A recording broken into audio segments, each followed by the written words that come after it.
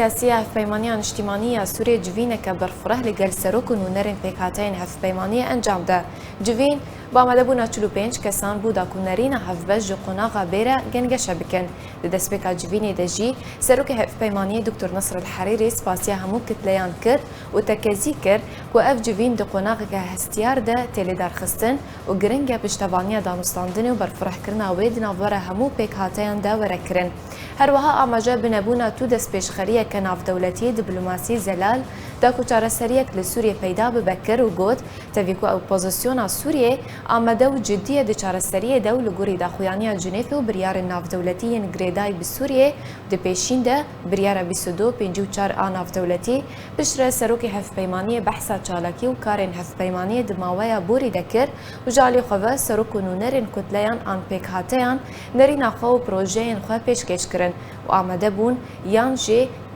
آمده بویان تکس کرن لسر گنگی جوین وصا د پیش روژه ده جبو پیشکتنا هفپیمانیه و جبو پیشقستنا نرین هفپیمانیه و استراتیجیه تاوی د قناغن بیده.